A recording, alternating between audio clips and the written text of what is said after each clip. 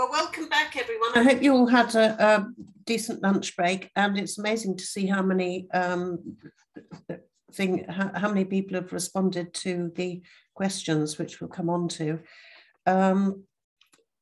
Unfortunately, due to the illness of one of our speakers this afternoon, we won't be able to hear from Laura Freer from Forestry England about the Ride with Respect campaign that she's been preparing, which is a shame because it's very interesting. We'll get her back on another occasion.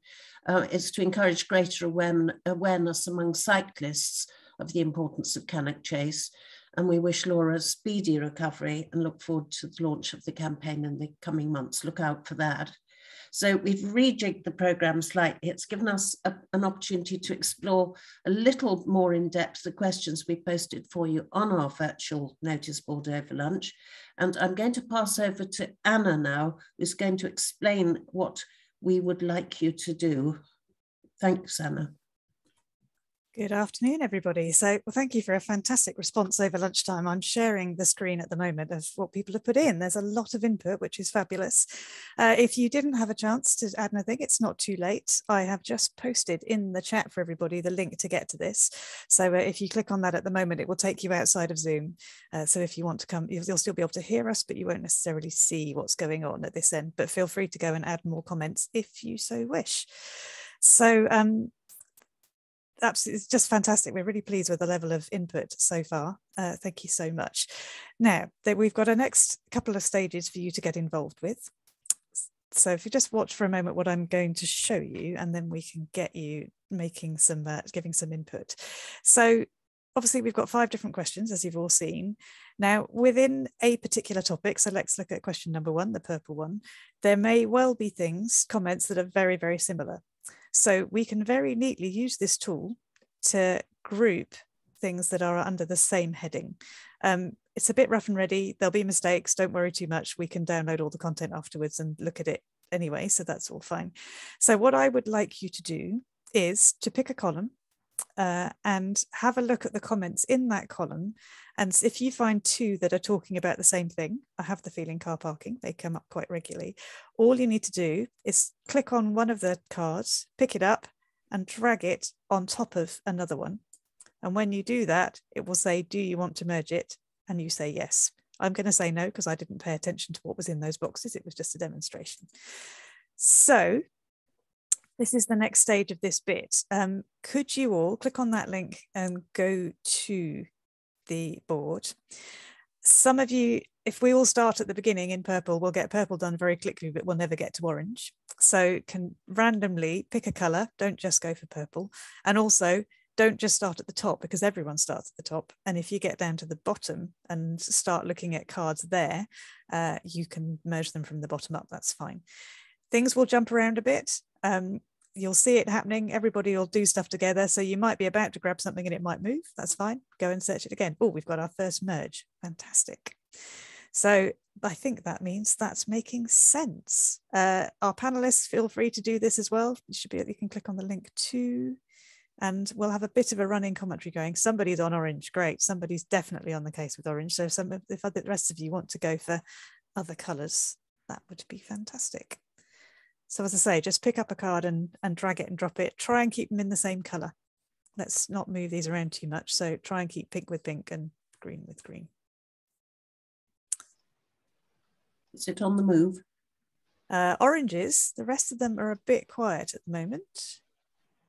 Oh, blue looks like it's going as well. Thank you. Somebody's going into blue. I was interested in the person on marketing and the green, in the purple. If anybody's got comments on that, that would be interesting, because that's part of the work that we're ongoing. I noticed also, Francis, there's some interesting comments about more rangers on the ground, and one of Glover's recommendations, if you recall, was to, I think he asked for 1,000 new rangers to be employed and on the ground in all of the protected landscapes. And somehow we need to learn how to coordinate the activities of all the rangers, which is what the Lake District, of course, is doing in the National Park. Yeah, it's interesting that in the government's response that they've just published, that is missing about the Rangers. And the other thing that's missing is Glover also suggested that every child in the country should have a night under the stars. Yes. And unfortunately, that's dropped out as well. I think if anybody has any thoughts on the Rangers, it's one of those things that we will be going back to the government on, and any evidence will be most useful to put forward to the government from our own local experience.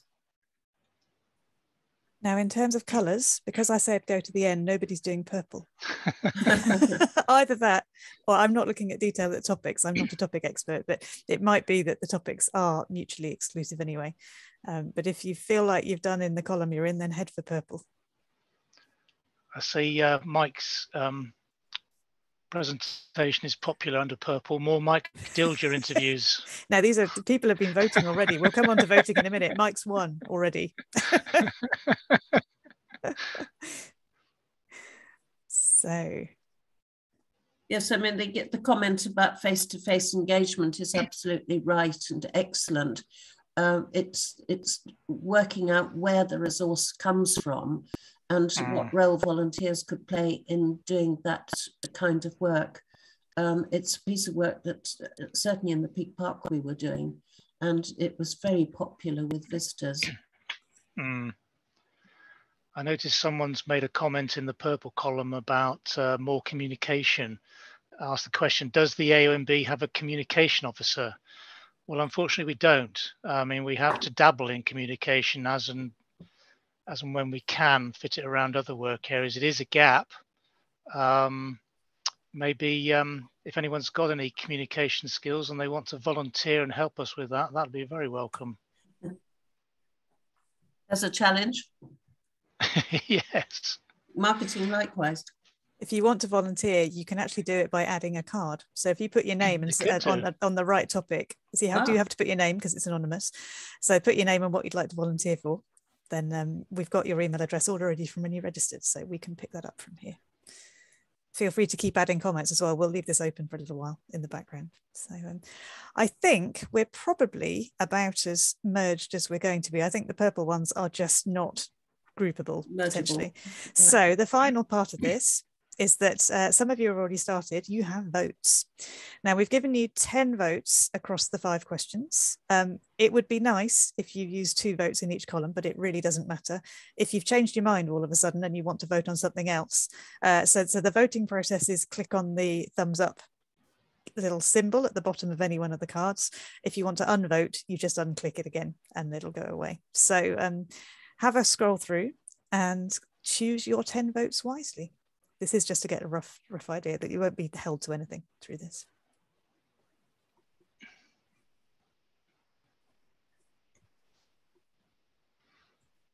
Oh, Mike's lost his top spot. He's equal second. Is he? Yeah. He's equal second. I'm trying to vote. I'm trying to vote, Hannah. I can't keep tabs on it. Whereas I'm just looking at what's happening. So I think there are some clear winners in the pink column. More bold, honest answers and messages. Basic science lessons for those who objected to the car park charges. That's great. It's how we send the message. If we tell visitors that they need to almost tiptoe through the ONB, never mind walk or cycle, they will understand and respect the site more. So that's getting a lot of votes, definitely the most common in that column. If you want to sort this, you can do that. I'm doing it for the main version on screen. If you, above kind of the blue column, there's a sort by votes button.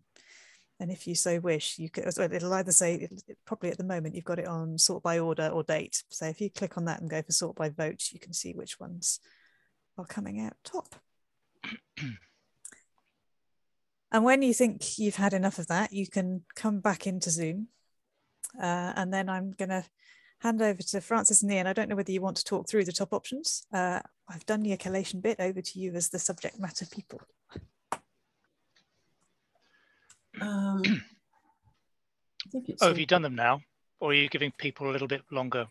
I think things aren't jumping around too much. So I think if you wanted to have a bit of a chat about what's at the top, and we'll give people another couple of minutes, and I think we're pretty much there. So the ones at the top.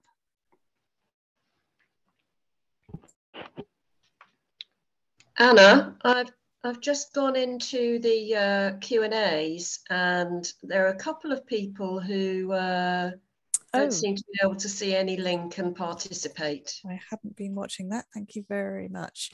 So it might be that people came in after I posted the link. So apologies for a late one on this one. If you click on the link in the chat now, hopefully you can see that. Your screen doesn't allow access. I'm not sure what to say about that one, to be honest. It might be something local authority related, that access is blocked. It doesn't generally have a problem with this, but it might just be that whoever controls your IT is saying, I'm sorry, you can't do this.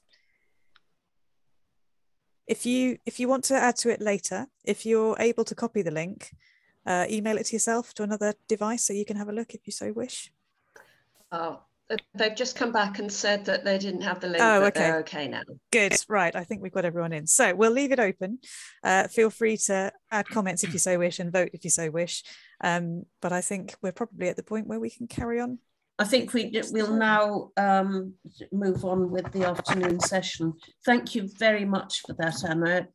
I think it's going to give us quite a lot of food for thought on the way that people are thinking. And also it is an opportunity for us to speak to MPs with practical information at our fingertips.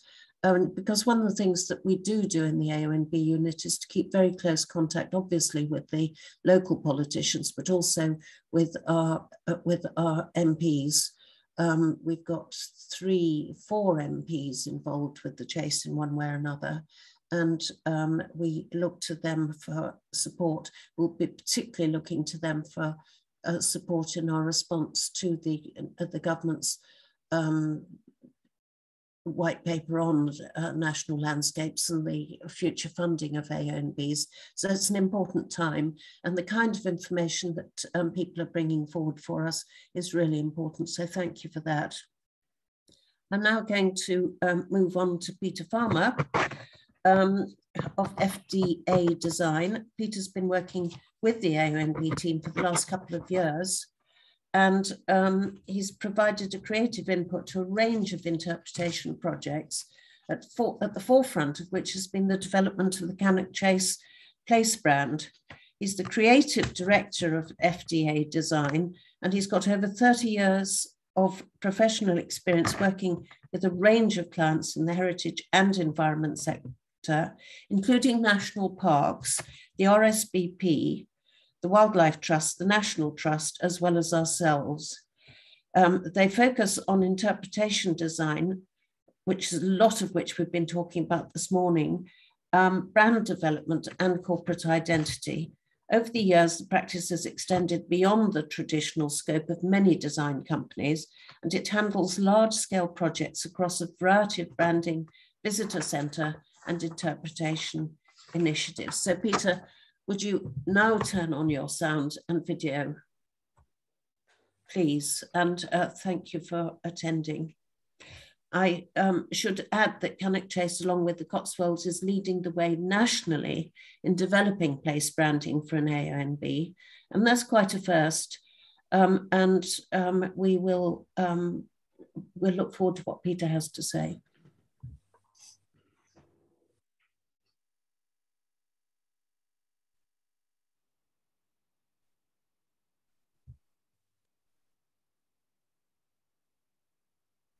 Thanks, Francis. Am I live to go? You are. Yes? Yeah.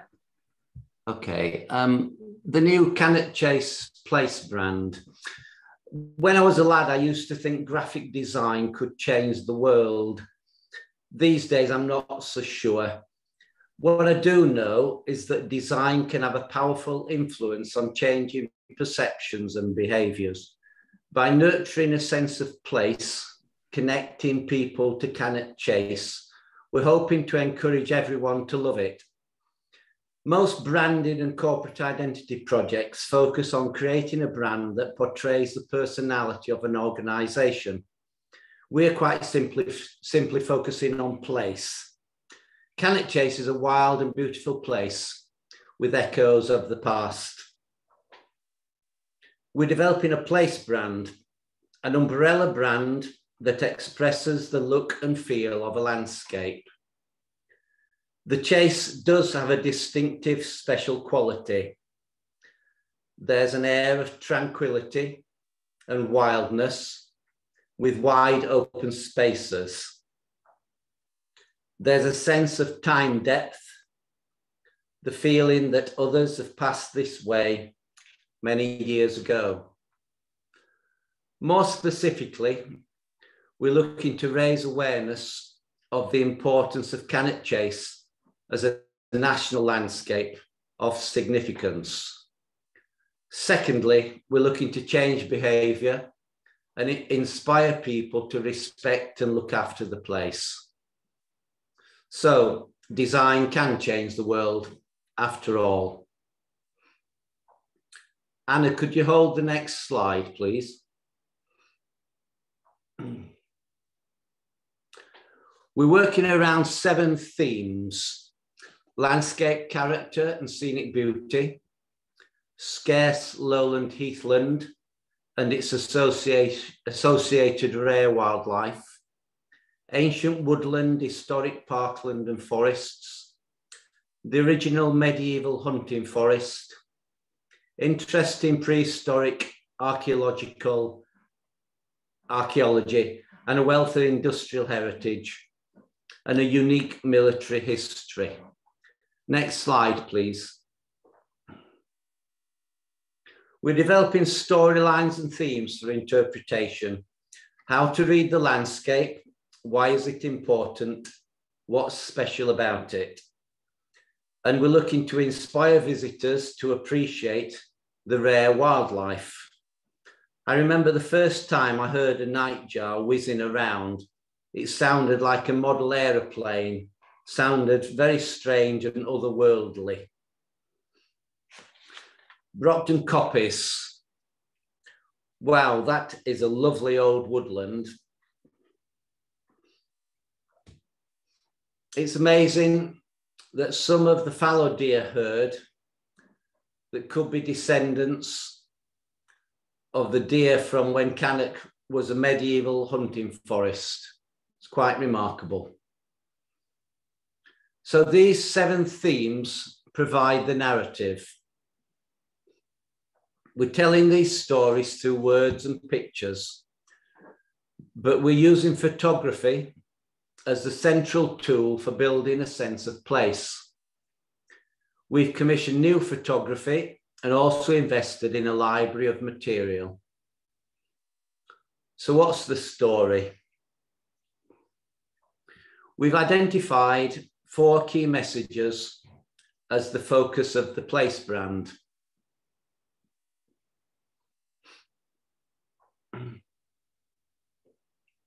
Next slide.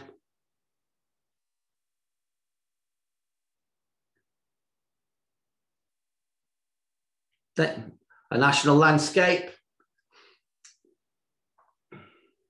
wild and beautiful, a landscape for everyone, protect, respect, enjoy. Key message 1, a national landscape. Central to our theme of changing perceptions is to raise awareness of the importance of Cannock Chase and foster a sense of pride in the local community.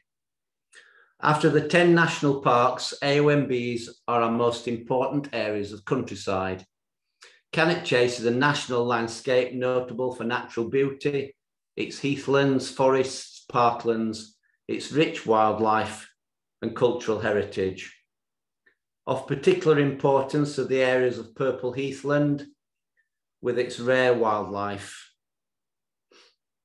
Also significant is the wildness and tranquility of the Chase as an oasis for people surrounded by busy towns.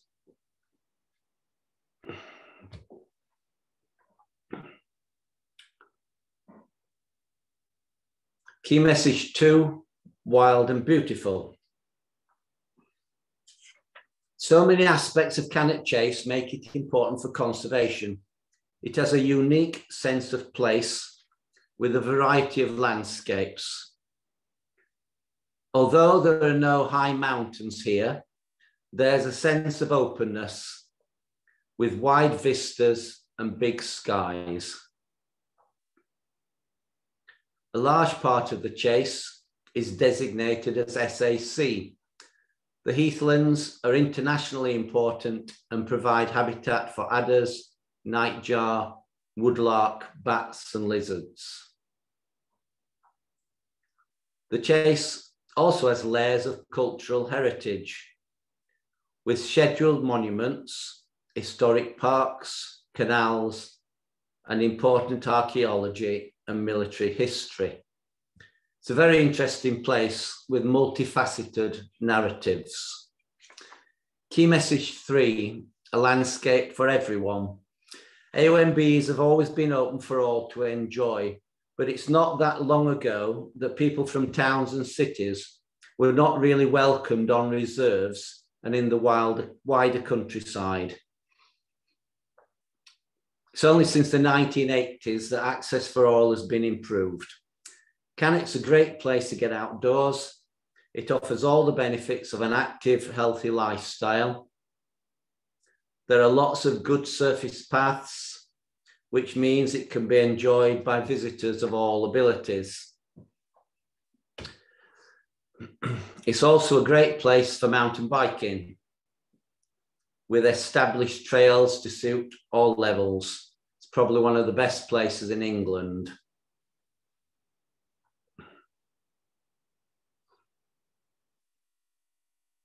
The 4th key message is protect, respect, enjoy.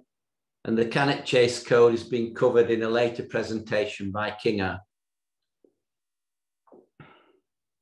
Now I'll quickly run through the decision-making process we followed. Could you just hold on this slide, please, Anna? I'll quickly run through the decision-making process we followed in developing the place brand. This will be familiar to some of you. Cannock Chase AONB has a partnership management structure. 5 local authorities work together to manage the area with input from Forestry England, Natural England, Historic England, and the local community and user groups. Next slide. So it was important right from the start to get everyone on board, as the new place brand will be used for several years to come. Ian managed the process, and together we developed themes and starting points for the design work. For once, we had a clear design brief. We decided to present alternative design options for discussion with the partners. The partners voted for their preferred design, and through a process of elimination, we agreed on the final design route for the place brand. Here are some of the rejected logos. Next slide. So all this thinking, preliminary work and discussion with the partners has resulted in a new place brand that's been carefully considered and is something that everyone buys into. The next slide is the final logo. It aims to capture a sense of place, the open landscape, the sense of freedom and tranquility, the feeling of heading out on a bright new day with the chance of a glimpse of wildlife. The logo is the cornerstone of the place brand, but the brand is more than just a logo. Next slide. We've produced brand guidelines which set out key messages and design principles. Next slide. The guidelines show how the logo should be used and present options for single colour and reversed out variants. There's a restricted colour palette with colours derived from the landscape. The primary yellow house colour is central to building the brand. Also of great importance is typography. We've chosen a new cut of the classic Gill Sans typeface, and consistent use of a house typeface establishes the brand and builds awareness. The other key element of the brand is a library of high quality photographs that have been sourced from a few of the area's best photographers.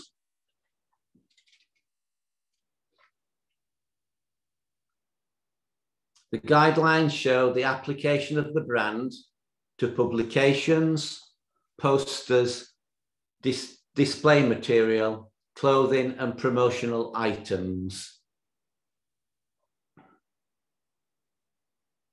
We're also looking to develop a new approach to signage using cotton steel as a unifying material for interpretation, welcome and car park signage. Another AONB initiative has been to build links with the local business community and promote how a sense of place can be used to benefit the local economy.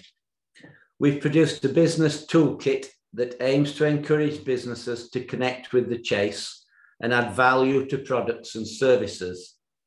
It's aimed at people who live and work here. We've developed logo variants to encourage visitors to support, explore, or stay on the Chase. Next slide. So the toolkit explains what makes Cannock Chase so special.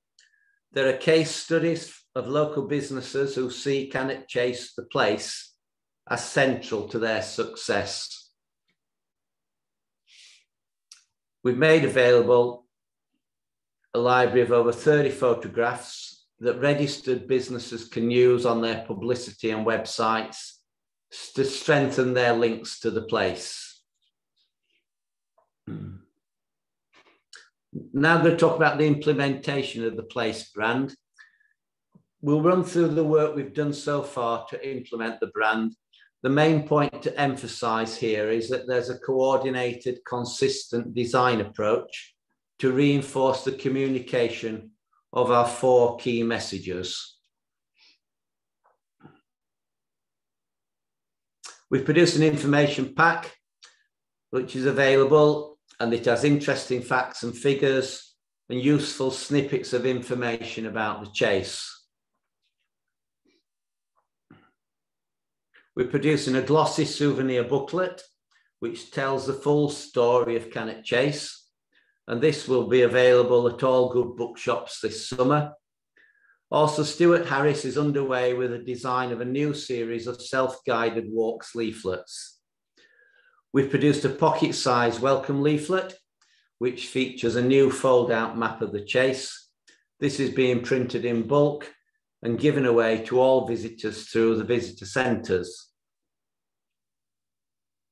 Our military heritage sites will shortly have new interpretation panels and trail guides. New narratives have been originated for Brindley Village and RAF Hensford, and the interpretation features attractive, colourful illustrations to bring the stories to life. Next slide. Hold on this, please. I'll wrap up the presentation now and just mention a new initiative by Forestry England. We're keen to develop the use of the place brand with all the AONB partners, and Forestry England asked us to design the Ride with Respect campaign. This uses a logo variant, Protect Cannock Chase, and this will be prominent on site at Birches Valley on promotional banners and giveaway button badges. So it's an on-site poster campaign featuring 8 photographs of the Chase, encouraging cyclists to do their bit to look after the landscape and its wildlife. The posters are supported by a social media campaign which will roll out from May onwards. Hold this slide, please. Ian Marshall's going to say a little bit more now about the Ride with Respect campaign. Thank you, Francis. Yeah, thanks, Peter. It was just because unfortunately Laura can't be with us.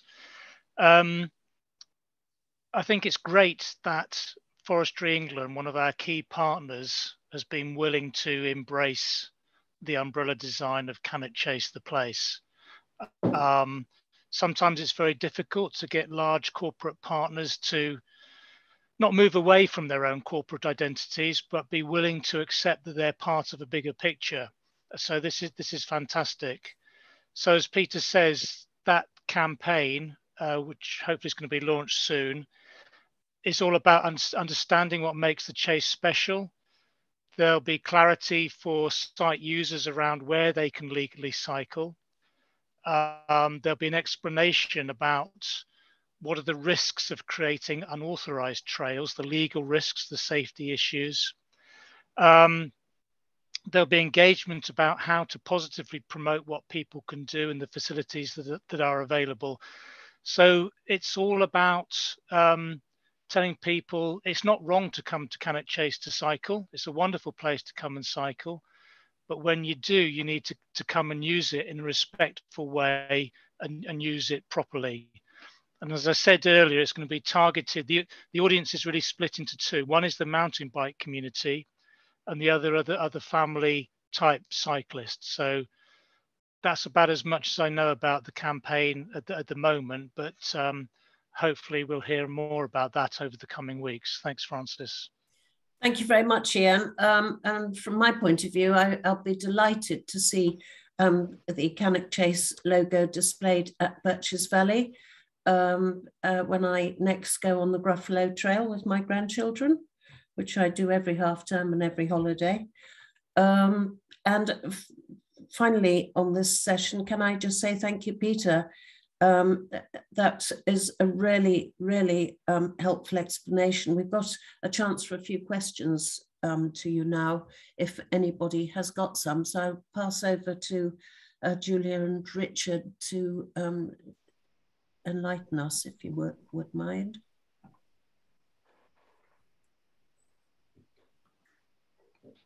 Shall I take the first one? Yeah.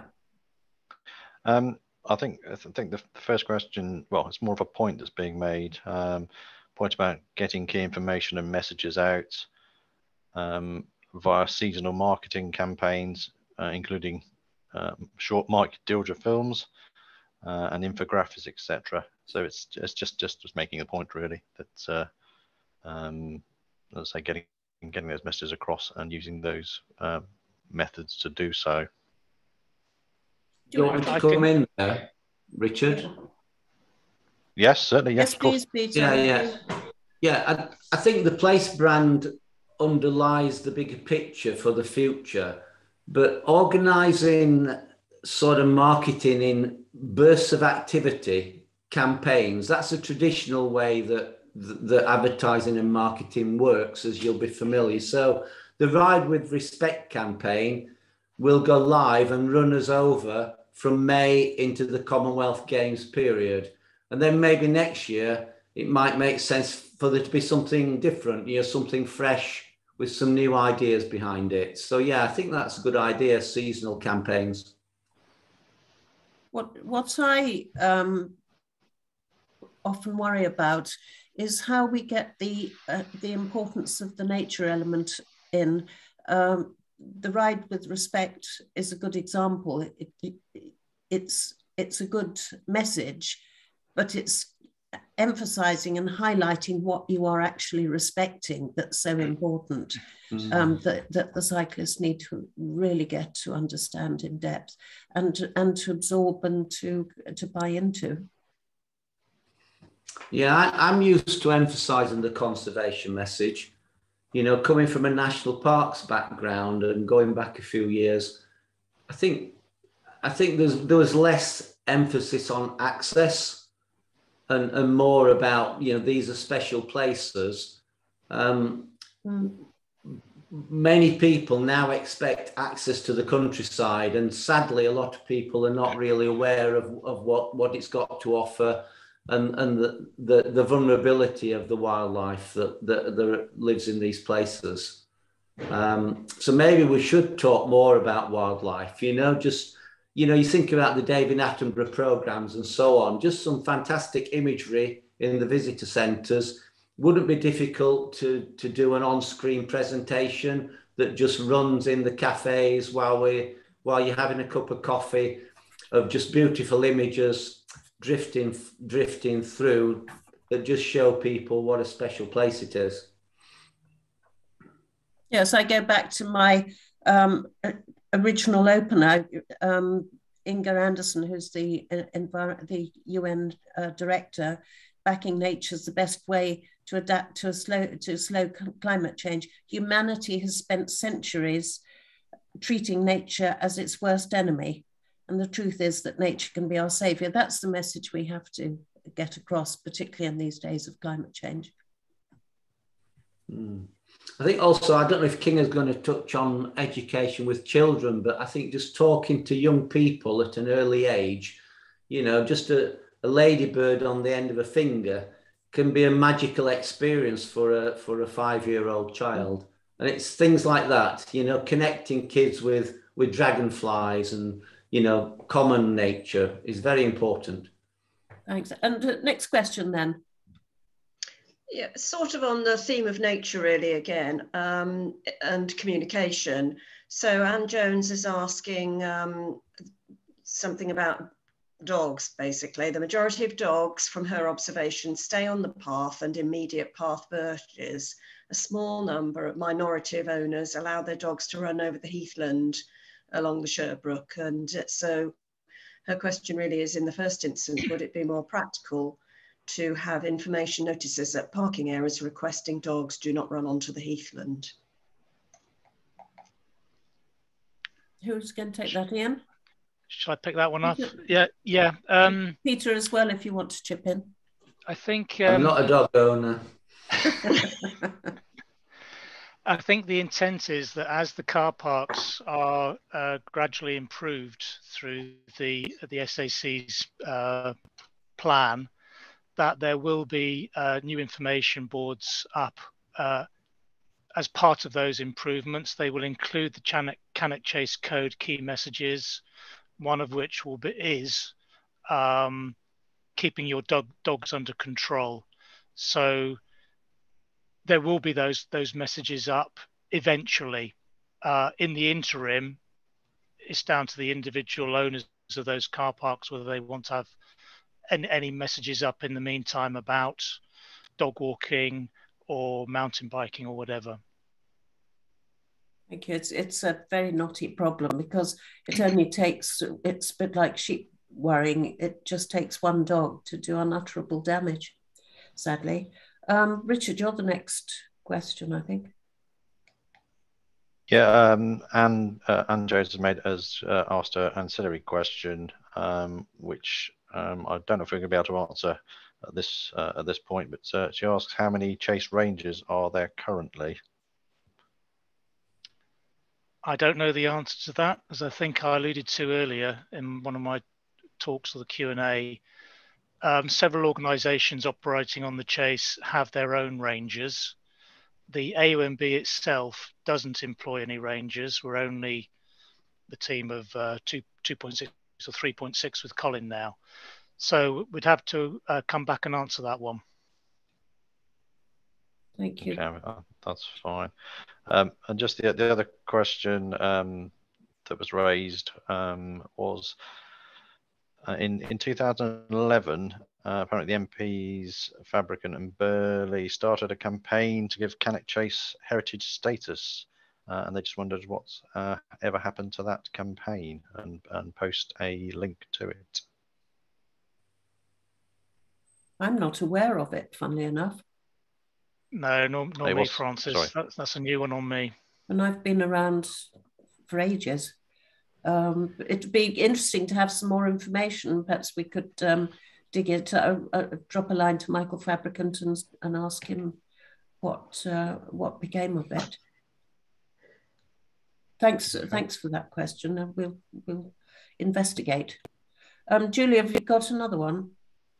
Yeah, I mean, obviously the topic of mountain biking is, there are a number of questions regarding that, but I'll just start with one from Jonathan Howell, which was great to have something started with the Ride to Respect campaign. How will the impact of this be measured, given it's a relatively soft campaign? And there's already been some antipathy to the stop posts put up in Brockton Coppice. Yeah, good question, Jonathan. I don't know the answer to that. I'd have to have a chat with Forestry England because they're leading on it. I mentioned earlier about the, what do you call them? Where you track the numbers going through a place. What are they called? I've forgotten. Well, whatever it is. So they're monitoring the visitor use, cycling use along the old Blue Trail. So there's information about the way that element of the campaign is reducing visitor numbers around the Sherbrooke. To be honest, I just don't know what they're doing, will be doing about monitoring the impacts of the main campaign itself. I'd have to come back to you on that one, Jonathan. Thank you. That'd be useful to share it actually as well. Yeah. Is there another question there? Yep. I'm just going to read it as it's written. It comes from Ben Bradley. This is from the mountain bike community's perspective, presumably. When the Forestry Commission rip up large areas and don't repair the fire track roads, it always gives the instant impression of others to do as they please. Does the AONB have any concern about how the Forestry Commission operate? Well, as we've repeatedly said, I mean, Cannock Chase AONB is a lived-in working landscape. It produces food, it produces timber. So as part of the forestry operations to harvest and extract timber, they have to get machines in to do that. I don't know what their practice is in terms of making good any damage to tracks. I'd have to ask and come back on that point. Thank you. Is there another question, or have we tidied them all up? There is one final question, again about cycling and mountain biking, asking whether there's a specific person or group that's responsible for kind of dealing with that area, because obviously it crosses over various landowners, Forestry England and others. Yeah, the concern that there doesn't seem to be anybody with sort of key ownership of this at present, and also a comment that e-bikes changed the mountain bike use, and there's no mention of them in most of the studies commissioned for the chase as yet. That's an interesting point to make, yes. Yeah, e-bikes, I don't know the answer to that. I don't know if it is a problem on the chase at the moment. The times I've been out, I've not actually spotted an e-bike, to be honest.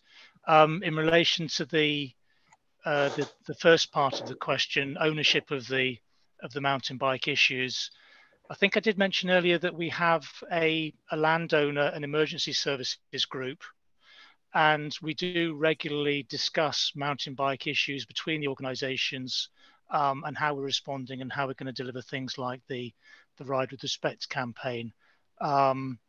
So yeah, there's not a single organisation or body that's set up to do it, but between us, we do regularly discuss those issues. Thank you. And thank you for all the questions to everybody. It's, again, as I said earlier, it's extremely helpful. And once again, thank you very much to you, Peter, for your contribution. We're now going to move on to Ali Clark. the arts are another medium through which people can experience the landscape to trigger emotional connections and better understand our place in the world. I think it's fair to say that in the past, the AONB's had very limited engagement with the arts and it's been sort of hit and miss and come and go. And that's through music, painting, poetry and dance. And we want that to change. At the December meeting of our joint committee, we adopted the National Association of AONB's Art in the Landscape strategy.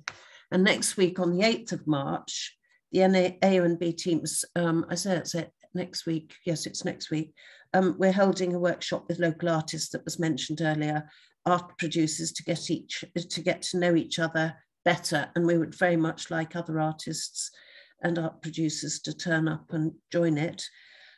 We hope it'll lead to the development of a Cannock Chase AONB local arts programme. So I'm delighted that Ali Clark, who's programme manager of Surrey Hills Arts, has joined us to inspire us with the programme of projects that she's developed over a number of years in the Surrey Hills AONB to connect people to nature through the arts. And I'm quite familiar with this because at least two of my children and their families live in the Surrey Hills and have taken advantage of it. So Ali, over to you if you would turn on your sound and your video, please.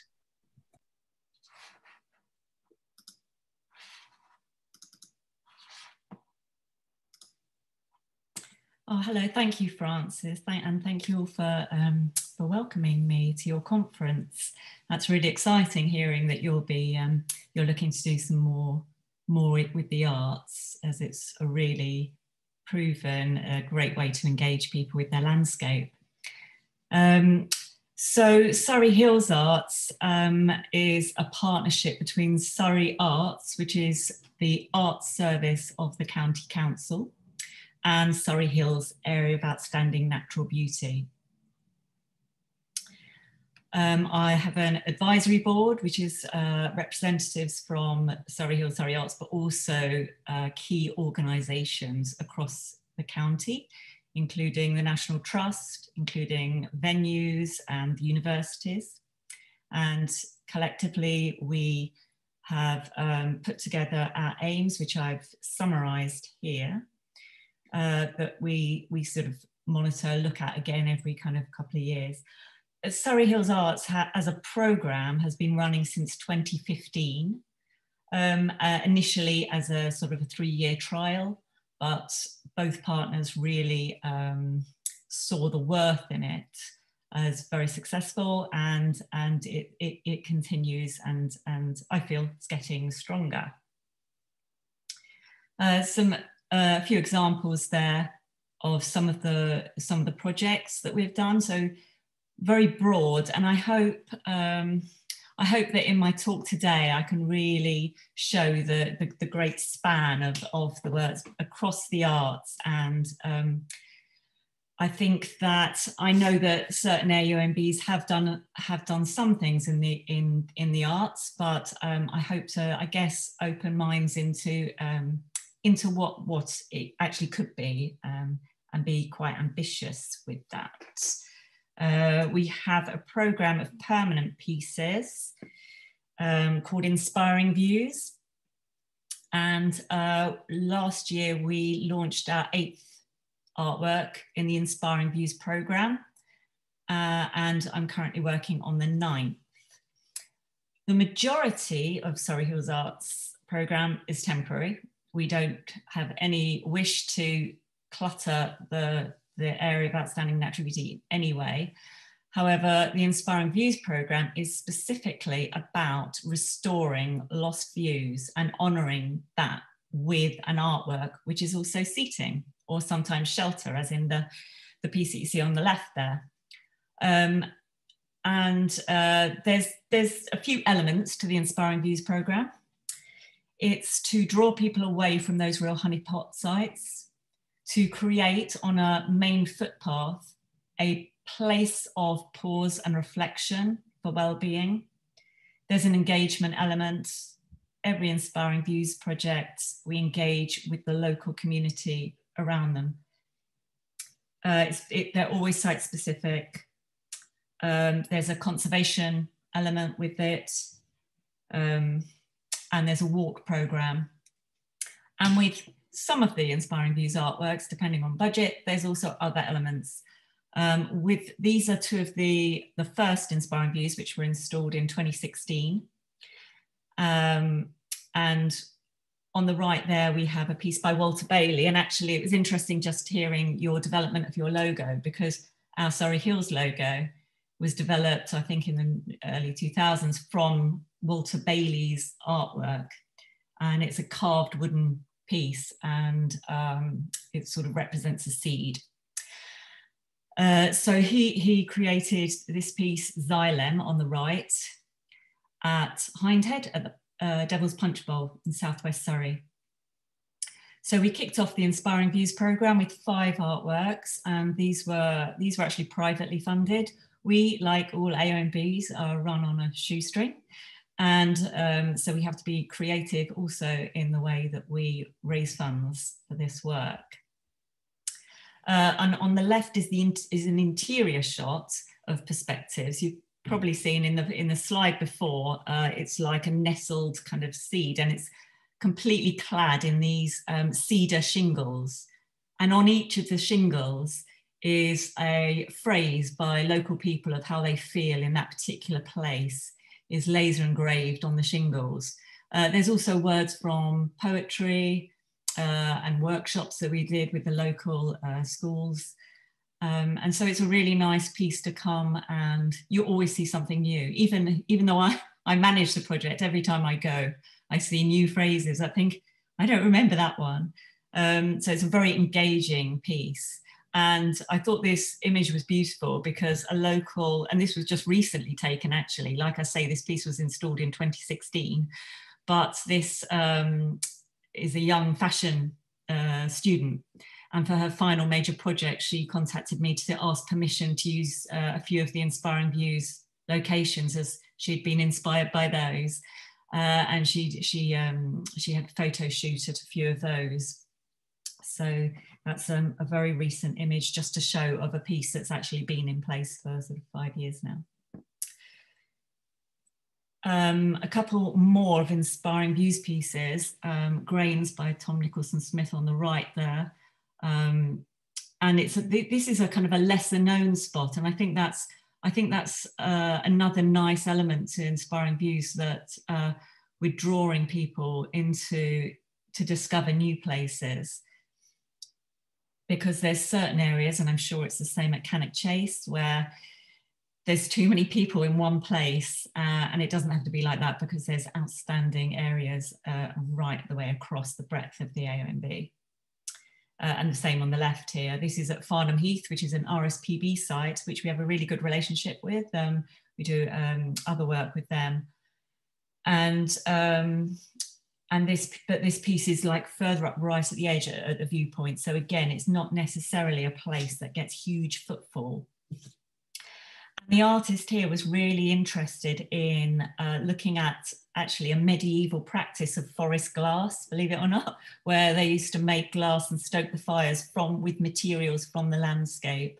And but he became particularly interested in the many hands that go into actually nurturing, in that case, forest glass, but also the landscape, caring for the landscape, but they're invisible. And he's called this the House of Invisible Hands. And this was actually, we actually built this whilst being filmed for Country File. So it got huge publicity because it was on BBC Country File, but it was also a challenge building at the same time as the interviews were going on. The image here on the right is a piece called The Octahedron by Will Nash. And this is at Newlands Corner. And Newlands Corner is a very, very busy place in the Surrey Hills. It's an absolutely outstanding view. But this is along the North Downs Way from there. So this is a much more quieter place that you can, on the North Downs Way, and we get a lot of walkers across that trail. You can stop, sit, and actually what you can't see from that image is that there are 3 kaleidoscopic elements within the piece. So the idea is that you look through them. They're just highly polished stainless steel to look at the surrounding nature in multiples. Because that was some feedback from the original pieces, perhaps make them more interactive. So that was directly addressing the feedback that we had there. What was interesting is when this piece was being built, the octahedron, Will Nash had already been commissioned to create a couple of Swift towers, one in the Surrey Hills.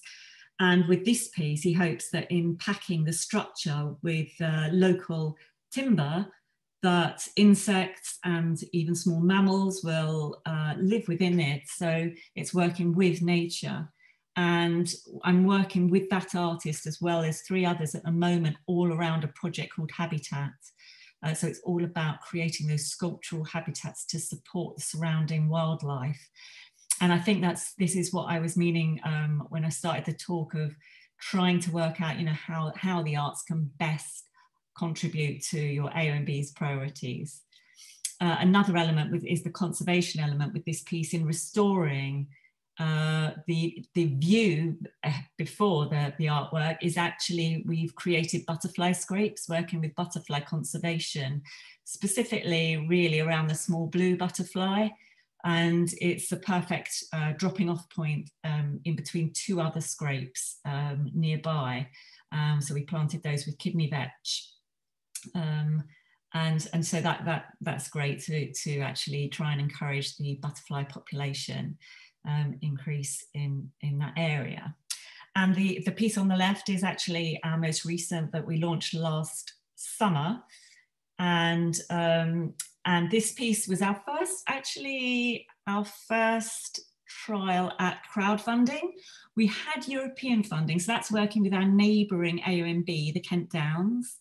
And they got European funding to create some of these artworks along the North Downs Way again. The majority of funding came from that, but we had to also contribute a certain amount, and we did crowdfunding for the first time, which was quite, it was quite a lot of work, but we did reach our target. And as one of the rewards for that, it was for local people to be able to have some words engraved on the battens here. So that's on the front that you can see here. When you walk behind the structure, so you can look at the view through the slats, there are pieces by the Mole Valley. So this is at Denby's Vineyard, which is in Mole Valley. The Mole Valley poets also submitted haiku poetry.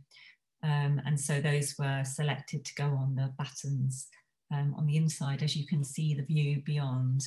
And they're site-specific haiku. So it's really nice that the programme is often quite visual art-led, but we also, creative writing has been quite an element that's run through it.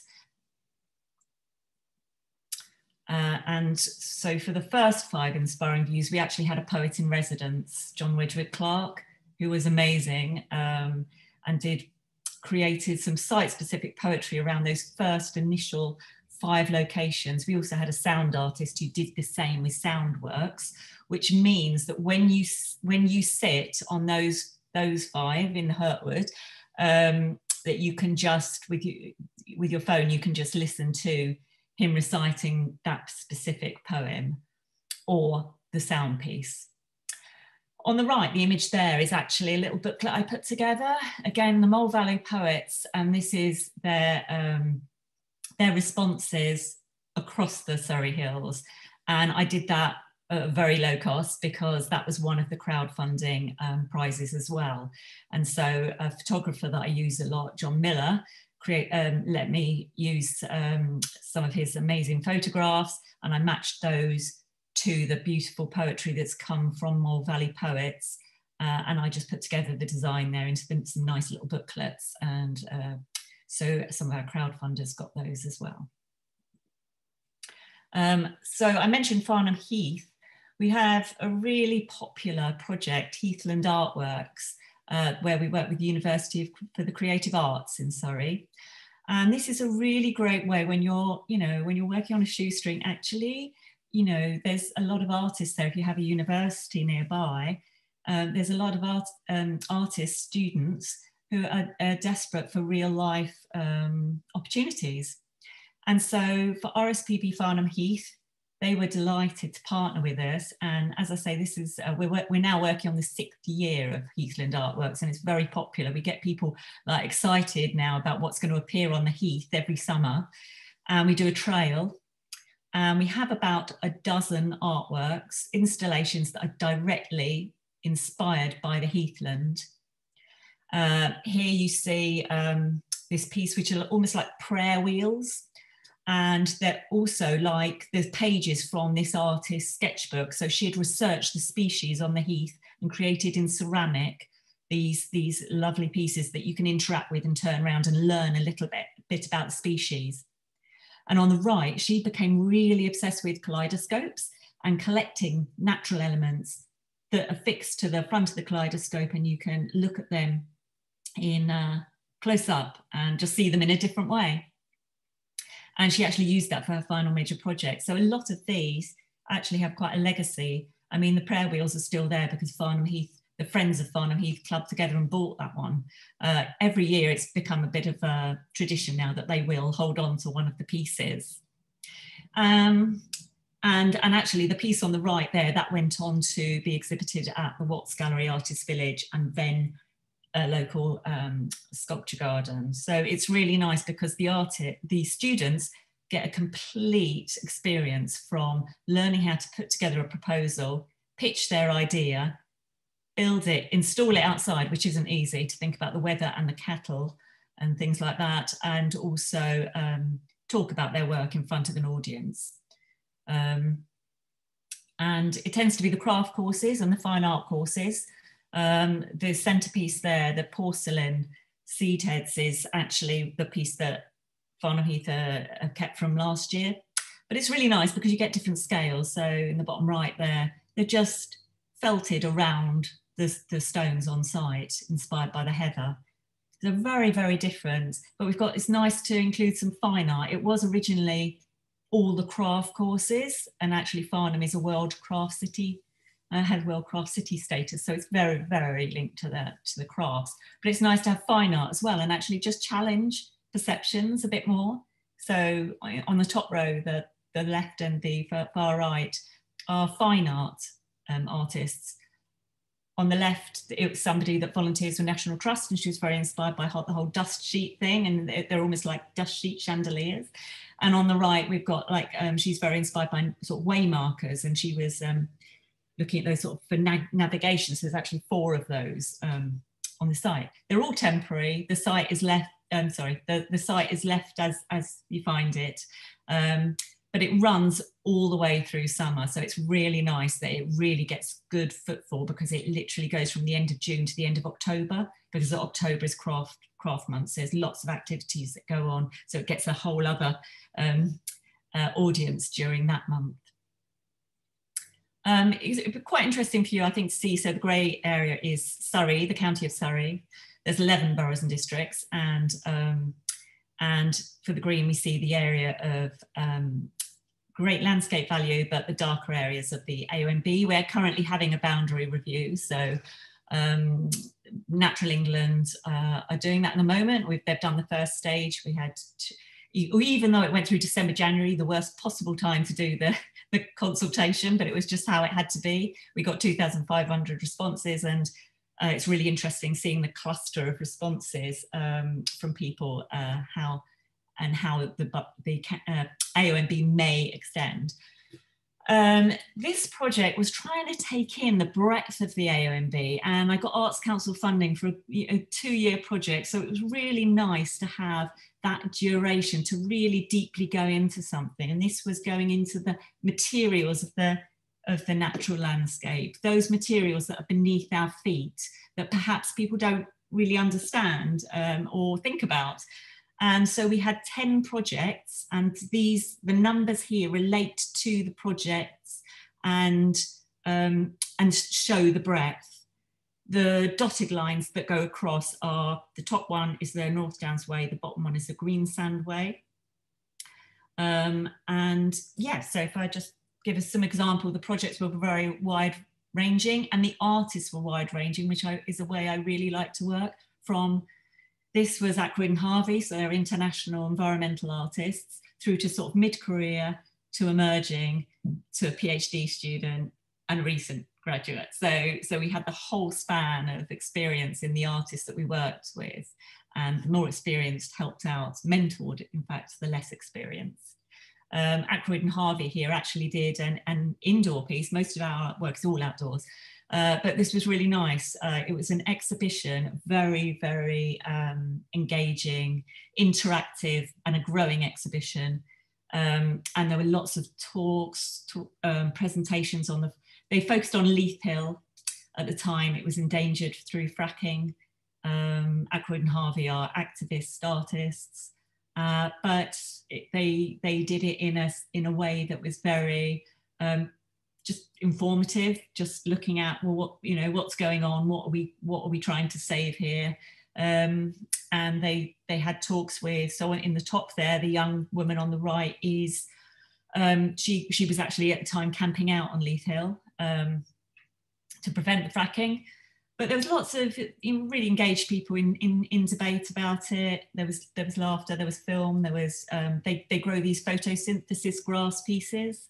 The trees you see in the background were grown from the Boyce acorns. So that piece is actually currently at Tate Modern, and they did a photosynthesis piece recently at Tate Modern as well, which they floated on the Thames, which you might have seen. I probably need to speed up. But also as part of the project, I was talking about, it was very much about the materials of the landscape. So one of the artists was Jane Ponsford. She works in paper, creating some beautiful pieces. And she introduced into her paperworks the direct pigments from the landscape, from oak galls or using the chalk, the clay. And she did this in 4 locations, almost like residency in 4 locations, exhibiting, interacting with lots of different ages and abilities as she went.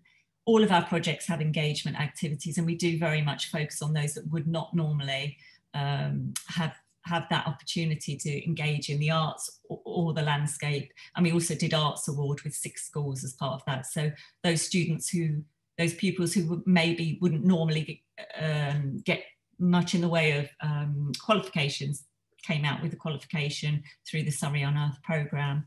And one of the projects by Mary Branson here was a piece about making a comment on the climate and the drought, actually, which happened this summer, which she was going to illuminate hay bales. There was no hay, and because she's an artist, so she came up with a creative solution that actually ended up being a more powerful piece. It's an outlines of the hay bales to the same dimensions in a field at Lower Box Farm.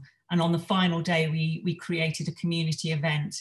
We had a calling across the landscape, 5 choirs singing out poetry, and as dusk set, as it became dark, we saw in the far field the illuminated artwork. And we worked with National Trust, who was so inspired by this that's becoming an annual celebration of the landscape now through the arts. I just quickly put in a couple of other projects here, which again is supporting emerging artists. And this is working with a PhD student, and it's a creative writing and sound piece. And he did a trail along the North Downs Way, where you could stop and read his creative writing and scan the codes and listen to his sound pieces. And we had some tours there. I think I'm up for time, and there's so much more I want to say, but do have a look at the Inspiring Views programme and the Surrey Hills Arts programme. And all of our projects are on there. You can listen to podcasts, you can you can see all the projects. You can download walks to go, circular walks that take in the artworks. So yes, Thank you very much, Ellie. We've got a lot to learn. There's no doubt about it. It's been absolutely fantastic to hear all about the work that you're doing. Oh, we're back on stream. We're now, we'll no doubt be picking up with you again as our own little projects start to get off the ground, and particularly working with the education authorities and so on with young children. I think it will be one of our priorities this next year or two. I'm now going to introduce Kinga Nietjinska. If I got your, I never know how to pronounce your surname, Kinga.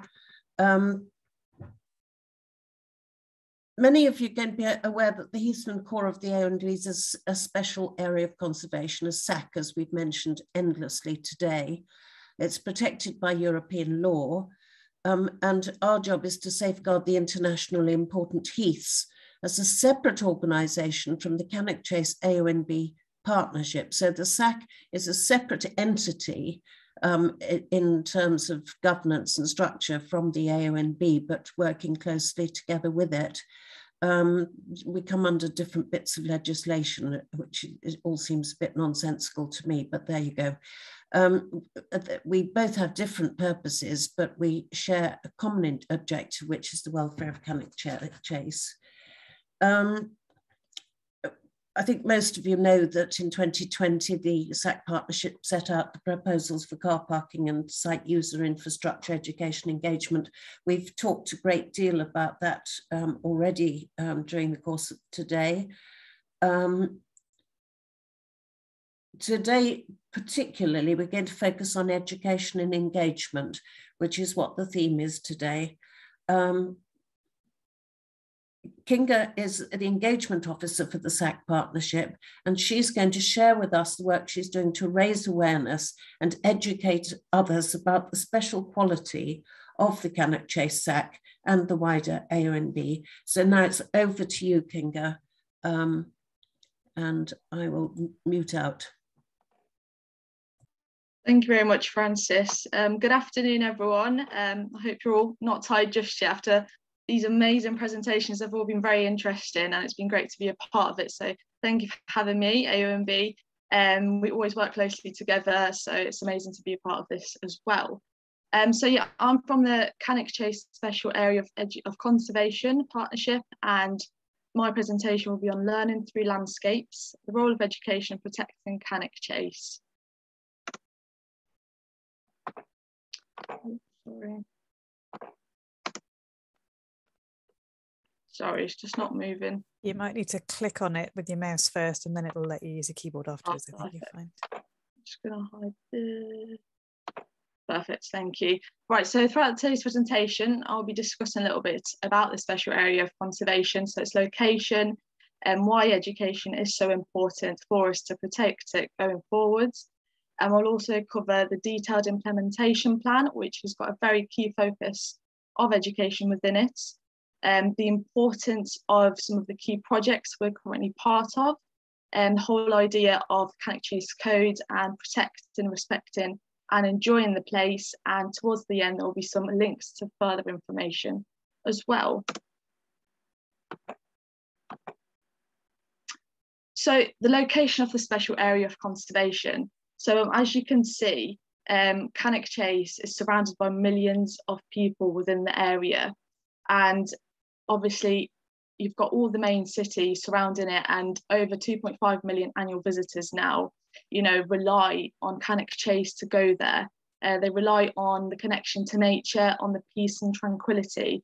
And so it is so important for us to do all we can together in a holistic manner to be able to protect it for the future, and that the future generations can enjoy what we currently have, which is such an amazing natural area that allows us to do so many different activities. It's an amazing place for so many different site users, and we just need to make sure that we do our best all together to protect it. As you can see on the right hand map as well, the special area of conservation is highlighted by the yellow shaded in areas, and yeah, we just need to do our best to protect it. So why do we need to do our best? So as highlighted earlier within the presentations, experiencing Cannock Chase and the raw and the raw natural beauty it provides is essential to truly connecting to it, and as a result, hopefully treating it with respect. Around 20% of Cannock Chase is designated as a special area of conservation. It is one of the best areas in the UK, the European dry heathland, and is the most extensive in the Midlands regions as well. Unfortunately, many of the locals that have lived and breathed within Cannock Chase will already tell you the significant negative impact to the environment over the past decades that have occurred. The SAC partnership is here to protect Cannock Chase Special Area of Conservation and the wider AONB. This can only be done in a holistic manner. We need absolutely everyone on board in truly understanding and wanting to leave Cannock Chase just as beautiful and special for our children and future generations to come. We want to ensure that the impact from visitor pressure is managed in a sustainable way that enhances not only nature, but also the experience for all site users. Education is at the heart of all of this and is a very key component of our strategy. So as I mentioned earlier, the detailed implementation plan has got education at its heart. Within the DIPS, it states education work should raise awareness with local children about the special nature of Cannock Chase and the importance for nature conservation and the issues with looking after the site. What we're trying to do is focus on as many target audiences as we can to truly capture the opportunity to educate, whether it's children, adults, people that have just moved near Cannock Chase, or people that have actually lived there for many years, because sometimes it is the lack of the education and awareness which leads to the activities which can cause harm to the special area of conservation and wider AONB. A lot of the time it's not, people actually wanting to cause harm to their home, it's actually the lack of awareness and education, which is where we come in with truly making an impact on this. So here, as you can see, these are some recent pictures from the special area of conservation. And I just really want to, address that the future of Cannock Chase, the SAC and wider AONB truly is in our hands. It's up to us whether this is what the people will see when they come and visit Cannock Chase in several years' time, or whether it is what they see that we currently have, which is an amazing place which we can explore and do so many amazing things on and truly interact with nature. And as I said, for many people and for millions of people, this is the only place to do that that's close to their home. So we really need to make sure that we're doing our best to do this. And I feel very lucky to have this opportunity to raise awareness and education of this special area and give people the choice whether they decide to protect Cannock Chase by their actions and treat it with respect, or whether they choose to harm the area and destroy it in turn. So why is education so important for protecting Cannock Chase? Well, without it, we simply do not know how to behave. Many people lack the awareness and education, unfortunately. And without education, we would simply not understand, the world. We wouldn't know how to ride a bike if someone wasn't taught at a young age. We wouldn't know how to cross the road without someone showing us and educating us at a young age as well. So why do we think it's any different with understanding how to behave in a positive, environmentally manner every time we visit a special area of conservation, wider AONB, or just anywhere that we go? Education is critical at the heart of everything. And if we could just imagine the harm that would be done if every single person just dropped a piece of plastic every time they visited Cannock Chase, the detrimental impact it would have on the place. So unfortunately, we do see behaviour that is not suitable for Cannock Chase. So we see several examples, including disturbance to wildlife, trampling, which leads to footpath widening, vegetation wear and erosion. We see fragmentation of habitats and the creation of new desire lines, eutrophication, contamination in watercourses, and vandalism, and many other examples as well, which is obviously very sad to see. But without the education, it's just simply not possible to result in change. As Ian said earlier, we've got to act and something's got to be done, because without no action, it's just not going to go the right way. Here you can also see 2 examples from the codes, the animation that we've got for Cannock Chase, specifically for education purposes. And it's just an interactive animation used for children mainly, but also wider audiences, to show them the impact, you know, a slight behaviour change could have on the site, and the true difference we could make, whether it's just sticking to paths or, you know, making sure our dogs are on leads in those most sensitive times, and that we pick up the litter and not throw it just there without thinking it won't have too much of an impact. So it is very important that we target each different audience specifically.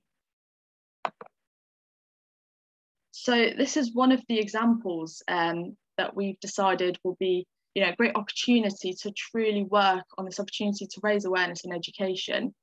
So going back several months, there was many different codes used across Cannock Chase by different organisations and partners.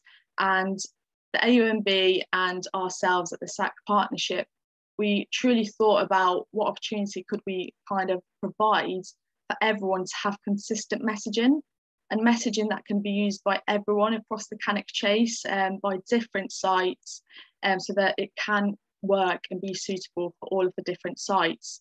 So as you can see in the middle there, protect, respect and joy, this is the new Cannock Chase code, and it has been supported by so many different partnerships and organisations, as you can see highlighted below. And so far it's been very successful, which has been amazing to see. So as you can see on the left, you've got the Chase to Water Trail panel, and that's on Marcus Drive, and it's been used already, it's up there. So when you next go visit Marcus Drive, please do pop over and have a look what you think of the new panel. Is also going to be used on the Hensford Trail. As you can see, the full code of 12 messages. It is also a pick and mix approach. So as you can see in the Chase to Water Trail, not all of the messages have been picked. It's just the messages that are specific to the site. And yeah, we hope that this will be used across the whole of Cannock Chase over time, so that there is no confusion for the partners, no confusion for the public, and it's something that we can all work with across the whole area and be consistent with, and basically just use the same consistent messaging for the effect of hoping for more positive environmental change and behaviour. So this is another example of a programme we are part of. So we work closely with Staffordshire Wildlife Trust. As you can see, that is their new education hub, which they use for school sessions, and that is one of the classrooms that you can see portrayed above. Something amazing that they do as well, they play those animations I just showed you for the codes.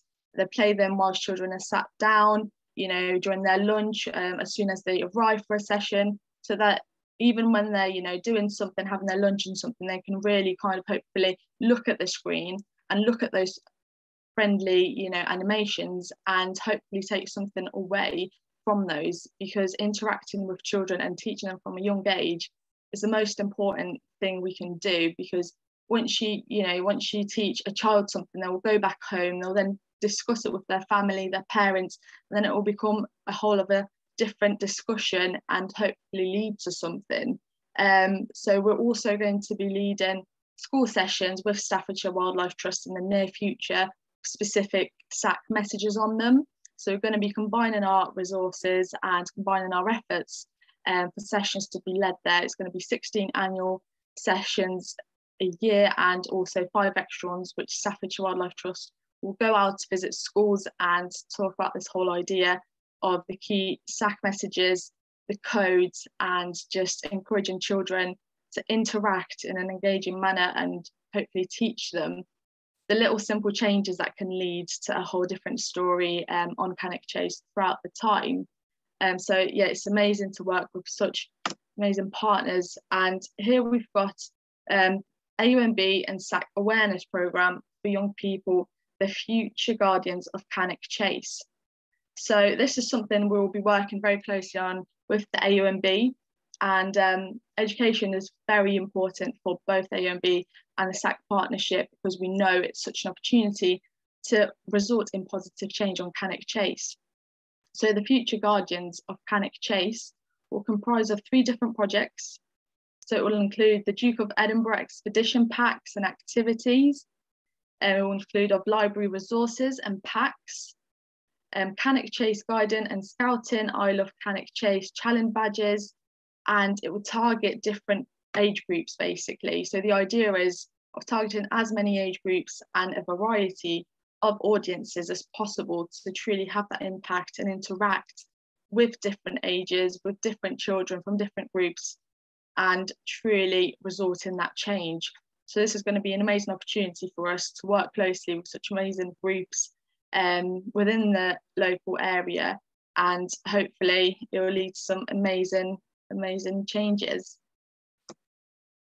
So the Cultural Education Partnership is something else we're currently in the early planning stages in terms of working with.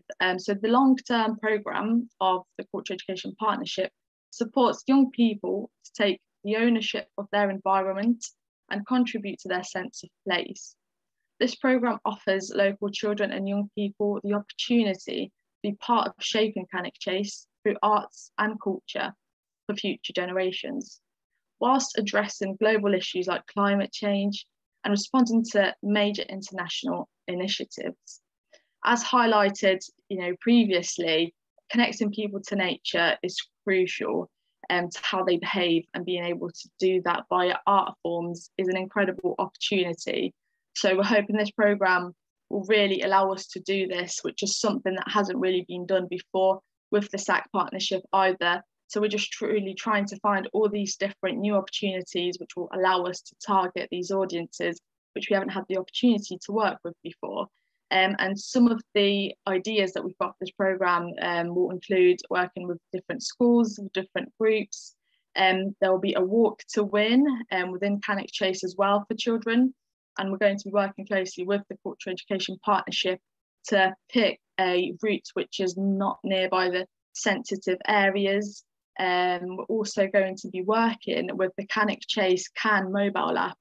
So this is already up and running, so you're all welcome to have a look at it. However, our ideas aren't on there just yet, they're in the planning stages. But the idea is to have kind of like a Pokemon Go idea with the phone. So there will be a specific designated route on Cannock Chase, and you'll be able to walk this route whilst basically learning about the codes, about the key SAC messages and wider A and B messages whilst you're there with your children, and kind of it's an interactive way, an engaging way, which we can reach an audience which we haven't before, and hopefully all the local people will get involved, and it's something new as well for the visitors that come from further out, and hopefully it'll work very nicely. Everyone's been very excited about this idea, so hopefully we will see a very positive interaction with this. So just wanted to kind of highlight the main things. For us, the key thing is not to tell people to not come on the chase, to not visit some of the areas. We want everyone to enjoy Cannock Chase and the special area of conservation as much as they can. Myself, I love being outdoors. I love Cannock Chase as well. It makes me very happy to be there and be able to connect with nature. And as we all know, being outdoors is so good for the overall well-being and mental health and so on. So it is very important.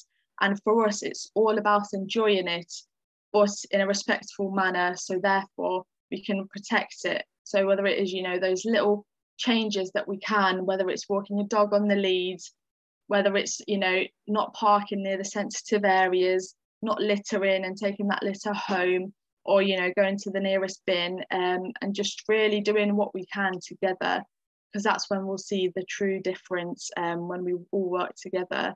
Because individually, we've not really, got a standing chance. We all need to be in this together to see amazing positive change, and hopefully protect, respect, enjoy will lead to that and inspire others. So thank you very much for listening. Those are the links for our websites as well. So there's a contacts page on there. Please do get in touch or have a look at some of our information as well. And when you'll be next going over to Cannock Chase, please have a look at some of the things. Yeah, thank you very much. Thank you very much, Kinga, and thank you for all the work that you're doing, particularly on this education side, because it's so important for children and young people. It'll be fascinating to see what progress we make in taking these sort of educational and arts programs forward. The youngsters are future guardians of the chase. They are the future guardians of climate change and nature recovery, and so much that there is they're going to have to face as challenges. We've got a bit of an opportunity now. We're a bit behindhand, but we've got a bit of an opportunity for a Q&A session with Ali and Kinga. So could you both turn on your sound and videos? And I pass back to Julia and Richard now. Hi, right. Yeah, got a question here really regarding the arts. So Shane Kelleher asks, how do you prevent, cope, deal with vandalism, antisocial behaviour with artworks placed in the landscape? That's a really good question, actually. I think with any public art, you do get an amount of that. And obviously where we're citing things, it can be isolated at times. I mean, firstly, once we've commissioned an artist and they've created a piece, they leave us with a maintenance document. So we understand how it's been made, the materials, any finishes, like if it needs a stain or whatever that specific one is, so that we know that because even without vandalism, we're still going to need to maintain them because we want them to look good. So we do actually have funding in our trust fund specifically for that, for maintaining. Some pieces just haven't been touched on, and that's fine. But there has been things. One, those portable barbecues that we know do wreak havoc. Yes, so somebody did stupidly put one of those on one of our pieces, and so I had to work with the artist to fix that. And the piece that is like a seed pod. Now, it's the most popular of our pieces, but it's also the one that people like to move the shingles about. So I work with the Surrey Hills Society. So we have a volunteer-led arm of the Surrey Hills family. And every year we go up, we give it a little bit of a light standing and a hose down, and we just sort of move the shingles all back into position, so it all looks perfect again when we leave. But it can be frustrating. I do understand that, and I think you've just got to find ways to try and maintain them as much as you can. Thank you for that. Richard. Yeah, the next question's from Dave Ellis. I think it's questions either for Ian or for Kinga or both. How are agencies engaging with all user groups to ensure their views are taken into account in policy formation? Have all users got the same view and value of nature? Many policy assumptions are that they have. I can kick off answering that. As far as the AONB is concerned, the main policy document, if you like, is the AONB management plan. So this is a statutory document we have to produce once every 5 years. And the preparation of it, there is an extensive consultation when we take people's views and thoughts into the vision we have for it and the activities that people want to see. So the current plan runs from 2019 to 2024. So we will be going out for consultation for the new management plan in 2023, I would have thought. The second part of the question, what was it again, Richard? People's views about nature. Well, they're different, aren't they? And people have different views about what's valuable and how areas should be managed. And we just have to take those views into account when we develop our policies. I don't know if Kinga wants to say anything from the SAC point of view. Yeah, thank you, Ian. Yeah, so for us, it's very important to take all site users perspective into account. So we always do our best to make sure that we are targeting all site users and not kind of going against any site users at all, and taking everything into account. On one of our websites, which I've used on my presentation as well, we've got a consultation page as well. So whenever it does get close to a consultation period, we always welcome hearing from the public and absolutely everyone. So please do get in touch with us as well via the website. We're always open to hearing from you, hearing your opinions. And we always like taking things on board because, you know, at the end of the day, we're here to kind of protect the chase for everyone that enjoys it and everyone that visits it and everyone that lives around it. You know, it's not just for us, it's for absolutely everyone. And the opinions of the site users and, you know, the local people are significant to us. And without them, you know, we wouldn't know what works, what doesn't, what the challenges are and so on. So that is key to us. So certainly take everything into account as best as we can. And the views on nature, you know, everyone has a different view on nature in terms of, I think, how connected they are to it. And I think this is definitely where it comes in, of when you do visit a special area like that or any environment, it's about, you know, truly connecting to it. And if you care about something, you will show positive behaviour towards it. Because at the end of the day, you know, you're kind of trying to protect something that you are using and do care about. But, you know, the people that do struggle with their connection to the environment, it's something we're trying to increase and enhance, you know, with our education programs, our awareness programs, and just do our best to help those individuals out as well. Thank you. Thank you. Yeah. Have we got any more questions? Yeah, there's one from Ian Jones. What scope is there for using the significant SAC funds for funding the extra input required to promote sustainable use of the SAC, e.g. more signage, more rangers, volunteers to help educate and guide users? That's one for you, Kinga, I guess. Yeah. Sorry, Julia, could you just say the start of that? Just so I can catch that again. What scope is there for using SAC funds for funding the extra input required to promote sustainable use of the SAC, e.g. through more signage, more rangers and volunteers to help educate and guide site users? Thank you, Julia.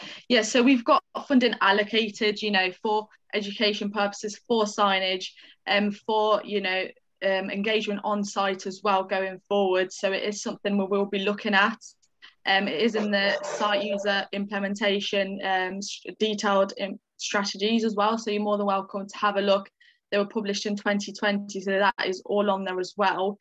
But we have got, you know, set funding for all those things, and we're trying to tackle everything one by one. We're working on signage with, you know, the AONB currently. We're trying to do our best to include the key messages like the code in there. And we're also, you know, looking at possible, you know, future opportunities, having more people on site as well. Even myself and the new project officer, Scott, as well, for the SAC partnership, we're looking at being on site more, as obviously now the COVID restrictions have gone down, that is a possibility. So we are looking at all those things and taking them into account. So yeah, thank you. Thank you. Any more? Have we covered everything? Yeah, I think that's all the questions. There's a couple of points. Yes, go on. One from Anne Elphick saying, thank you very much for a truly engaging and interesting conference, which is obviously good to hear. That's very nice of Anne, and thank you for all the work that she does too. The other point, I think I was referring to Kinga's presentation and one of the slides. I'm trying to interpret what the comment is, but I'll say it's from a Nicola Woodhouse. You can either clarify that in a further question, or say we'll just have to wait for that, I think. I can deal with it. Nicola says, I thought that was Chase Water. So she's referring to the slide that Kinga showed that had the panel, which is actually Chase to Water. So it's a new trail that connects Chase Water Country Park with Cannock Chase Country Park. So it's called Chase to Water, and that was a picture of the sign that's actually at Cannock Chase Country Park. So I hope that clarifies things for Nicola. Thank you. Thank you very much. If that's all the questions, I'm going to do one last thing now. I'm hoping that Colin is behind his obscure black line. Are you there, Colin? Or is he in hiding? No, I am here. Of all the members of the Cannock Chase ONB team, the silent Bob has been Colin. And Colin is running the FIPL programme, the Farming and Protected Landscapes programme. And whilst I don't suggest that you launch into a large and long diatribe now, I thought it would be nice for people to know your face and to know where to contact you. And if you do want to add anything, Colin, now's your moment. Well, I'd just like, thank you for inviting me, Francis. The Farming and Protected Landscapes project programme runs for 2 years. Well, it's got 2 more years to go. It runs until the end of March 2024, and it's for farmers and landowners. So you don't necessarily have to be a farmer who are interested in doing anything to improve their land for the benefit of the environment, people, climate, or nature.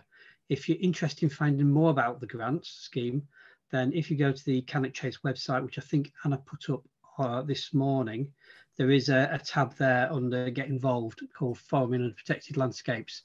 And there's some information there about the programme. There's sort of a guidance for applicants and also my contact details there as well. It's a DEFRA funded project, and my role is to assist applicants through the process to making successful applications and then supporting you through delivery as well to a certain extent. So it's not a case of if you've got a project, you're not really sure how to tackle it, to just do it all on your own. My role is very much to engage with landowners and farmers to ensure that we can get a successful project together and then deliver it. So if anyone is interested, please do get in touch. Even if you're not completely sure, then please do get in touch, and I can sort of run through the criteria and find out if the project you're interested in is eligible, or even possibly suggest something else. It covers many aspects. So we're always looking for more projects. So thank you. And it's got a bit of money attached, which is very unusual with anything to do with the poor old AONB. So thank you for that, Colin. And I suppose a few things that I have picked up today. Partnership is absolutely important. We know that, but we need to make it work. We need an integrated approach. The Lake District was a very good example of how to do it. Lots on signage, and that it's a universal approach to signage, and we're getting there. And that we should tailor our approach to reach all sectors of the public, and those with all abilities and disabilities. Education, the opportunities, particularly for young people, to use the chase to experience the world that they're going to grow up in. And actually, I did a project many years ago where we looked at every single discipline in schools, everything from maths to geography to history to English to art. Whatever subject it is, you can use the chase as an example and a backcloth. It's absolutely fascinating. I suppose finally I have to say that what the AONBs need, all the AONBs need, is a budget that actually matches the aspirations and demands that government are going to make of us, and that we need, if we're going to meet the challenges of climate change and the desperate plight of some of our nature, as I've expressed at least twice today. So finally, can I conclude by thanking our speakers? They have been absolutely fantastic. Mike Dilger for explaining to us why Cannock Chase is such a special place in such a trenchant and amusing way. All our speakers for their knowledge and specific expertise. And then also to Anna Trant, who's organised this event. I am totally unused to using technology, and she's made it very easy. It's a very strange thing to be at a conference where you can't see the participants. Anna, you've done that extraordinarily well. Thank you to the AONB team again. You have been absolutely fantastic this last year, and the plans you've got going forward are amazing. And I know that all the partners and the Joint Committee will support you to the hilt. Thank you everybody for participating and sharing your thoughts and opinions. And we'll capture all the questions you posed on the chat and be responding to you in due course. Finally, Anna has another bit of work for you. When the conference closes, a survey is going to pop up on your screen. Thank you in advance for completing it, which will help us to plan future events. And with that, I hope everybody gets home safely, if you're not at home already, and have a very good evening. Thank you very much for your attendance.